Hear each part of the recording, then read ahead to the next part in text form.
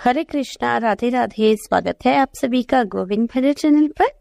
आज से हम सुनेंगे कार्तिक मास महात्म्य के अध्याय। इसमें कुल 35 अध्याय है, जिसमें से रोज एक अध्याय की कथा आप सुनेंगे। आज हम सुनेंगे कार्तिक मास महात्म्य का अध्याय 1। मैं सिमरू माता शारदा, बैठे जिव्या आए, कार्तिक मास की कथा सुने सब जन हर्षाए। कार्तिक मास महात्म्य अध्याय 1। नैमिषारण्य तीर्थ में एकत्र हुए 88,000 शौनकादिक ऋषियों के समक्ष कार्तिक माह के महात्म्य का वर्णन करते हुए श्री सूत जी महाराज बोले, आज मैं कार्तिक माह के महात्म्य की जिस कथा को आपको सुना रहा हूँ, उससे ज्ञान प्राप्त करके मनुष्य अपने जीवन को सुखी बना लेता है।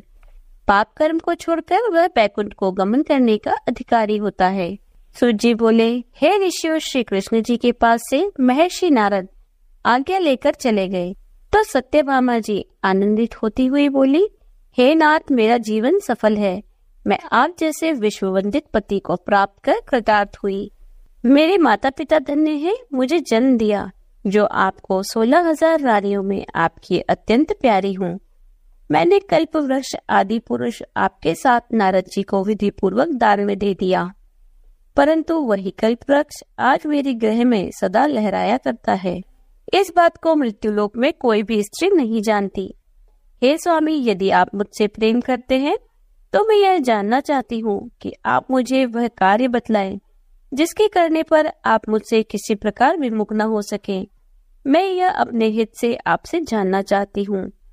सूत जी कहने लगे, हे ऋषियों, सत्यभामा के ऐसे वचनों को सुनकर श्री कृष्ण जी हंसने लगे। उन्होंने विलास भाव से सत्यभामा की बाह पकड़ ली और उन्हें कल्पवृक्ष के नीचे ले गए। वहां प्रेम भाव से कहने लगे, प्रिय, 16 सहस्त्र रानियों में तुम प्राणों की तरह प्रिय हो और तुम्हारे कारण ही मेरा देवताओं तथा देवराज इंद्र से विरोध हुआ है। सूत जी बोले, यह विरोध इस बात पर हुआ था कि एक दिन श्री कृष्ण सत्यभामा सहित गरुड़ पर सवार हो जब इंद्रलोक में जा पहुंचे और वहां सत्यभामा की इच्छा पूर्ति हेतु इंद्र से कल्पवृक्ष मांगा। इंद्र के न देने पर गरुड़ और इंद्र का घोर युद्ध हुआ। गोलोक में गो और गरुड़ के मध्य होने वाले इस युद्ध में गरुड़ की चोंच से, गौओं के कान और पूंछ कटने से जहां जहां रुधिर गिरा, वहां उनके कान से तंबाकू और रुधिर से मेहंदी की उत्पत्ति हुई। गरुड़ के पंख जहां गिरे, वहां से गोभी की उत्पत्ति हुई। इसी कारण इन वस्तुओं का सेवन मोक्ष की प्राप्ति नहीं होने देता। गौओं के सींग से गरुड़ के 3 पंख टूटकर जो पृथ्वी पर गिरे, उनसे नीलकंठ, मोर और चकवा चकवी पक्षी उत्पन्न हुए। इससे नीलकंठ, मोर और चकवा चकवी को देखने पर गरुड़ जी के दर्शन का फल प्राप्त होता है। सूत जी कहने लगे कि श्री कृष्ण ने सत्यभामा से कहा, हे प्रिय, मैं तुम्हें हर वस्तु तुम्हारे मांगने पर उपलब्ध कर सकता हूँ। तब क्या इस आश्चर्यजनक प्रश्न का उत्तर न दूंगा? तुम जो भी पूछना चाहो मुझसे पूछो। तब सत्यभामा ने कहा, हे स्वामी, आप मुझे बताएं कि पूर्व जन्म में मैं किसकी पुत्री थी, मेरा स्वभाव कैसा था, मैंने कौन से दान, तप, व्रत आदि शुभ कार्य किए जिससे मैं आपकी अर्धांगिनी बनी।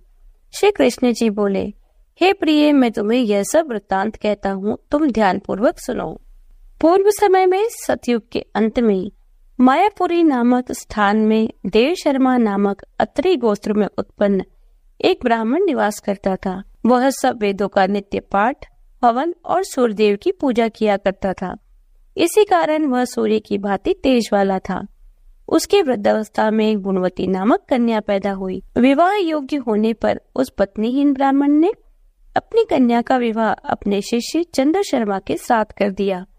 चंद्र शर्मा अपनी भार्या गुणवती के साथ अपने ससुर की कुटी पर रहने लगा। एक समय दोनों ससुर जमाता कुश तथा संविधा लेने के लिए हिमालय की तलहटी में पहुंचे। वहां उन्होंने अपने सामने एक भयानक राक्षस को पाया तो भय से उनका शरीर शिथिल हो गया। उनमें वहां से भागने की भी शक्ति न रही। उस काल रूपी राक्षस ने उन दोनों को मार डाला। धर्मात्मा होने के कारण तथा सूर्य पूजक होने से दोनों को मेरे पार्षद बैकुंठ ले गए, क्योंकि शिव, गणेश, सूर्य, देवी और विष्णु की उपासना पूजा करने वाले सभी धर्मात्मा व्यक्ति स्वर्ग की प्राप्ति करते हैं। मैं अलग होता हुआ भी काल और कर्मों के भेद से पांचों रूपों में व्याप्त हूँ। वे दोनों तेजस्वी मेरे रूप को धारण कर विमान पर चढ़कर मेरे लोक में रहकर दिव्य भोगों को भोगने लगे। यहाँ कार्तिक मास महात्म्य का पहला अध्याय समाप्त होता है।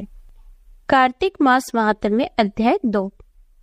सूत जी कहने लगे, श्री कृष्ण भगवान ने आगे का हाल सुनाते हुए कहा कि अपने पिता एवं पति की मृत्यु का हाल सुनकर गुणवती अत्यंत दुखी हुई और रुदन करने लगी। हे स्वामी, हे पिता, आप लोग मुझे किसके सहारे छोड़कर चले गए? मैं निराश्रय कैसे रहूंगी? मेरे भोजन वस्त्र का प्रबंध अब कैसे होगा? कौन करेगा? मेरे पास तो कुछ भी नहीं है, मैं किसकी शरण जाऊं? वैधव्य का यह कोप मेरे ऊपर किस प्रकार हुआ? अब मैं कहाँ जाऊं, कहाँ बैठूं और क्या करूं?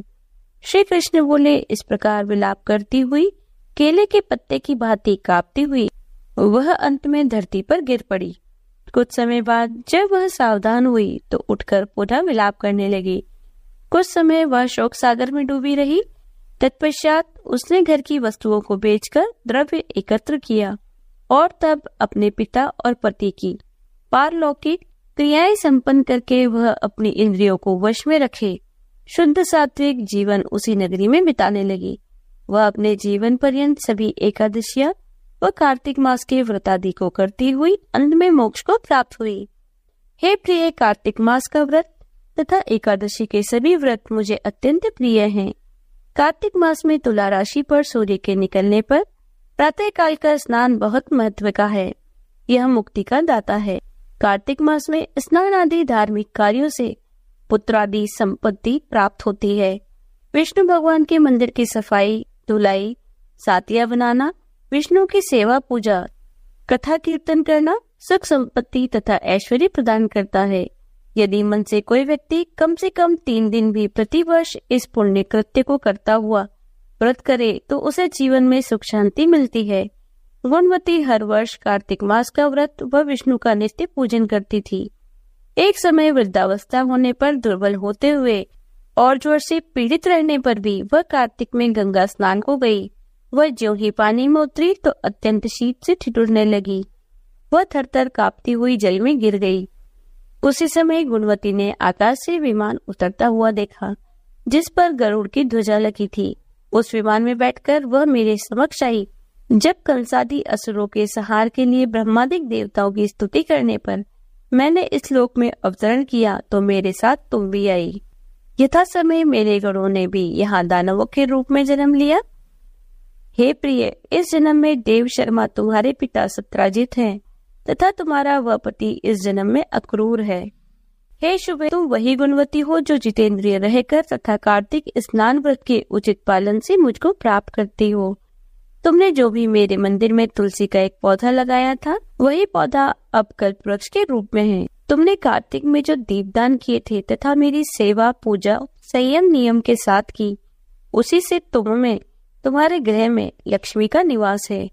तुमने संपूर्ण व्रताधिक पति स्वरूप भगवान को अर्पण किए, उसी फल की प्राप्ति से तुम मेरी भार्या बन सकी हो। इन्हीं के कारण तुम्हें किसी भी कारण से मेरा वियोग नहीं मिला। हे प्रिय, यज्ञ दान तप आदि करने वाले मनुष्यों को तो कार्तिक मास व्रत स्नान से प्राप्त होने वाले फल का 16वां भाग भी प्राप्त नहीं होता। सूर्य कहने लगे, हे ऋषियों, अपने पूर्व जन्म का यह वर्णन सुनकर सत्यभामा जी अत्यंत प्रसन्न हुई और श्री कृष्ण को नमस्कार करके यूं कहने लगी। यहाँ कार्तिक मास महात्म्य का दूसरा अध्याय समाप्त होता है। यदि आपको वीडियो अच्छी लगी हो तो लाइक कीजिए, ज्यादा से ज्यादा इसे शेयर कीजिए। यदि आप चैनल पर नए हैं तो चैनल को सब्सक्राइब कर लीजिए, बेल आइकन को प्रेस कर दीजिए जिससे आने वाले नए वीडियोस की नोटिफिकेशन आपको तुरंत मिल जाए। मिलती हूँ आपसे अगले वीडियो में, तब तक बने रहिए गोविंद भजो चैनल पर। हरे कृष्ण, राधे राधे।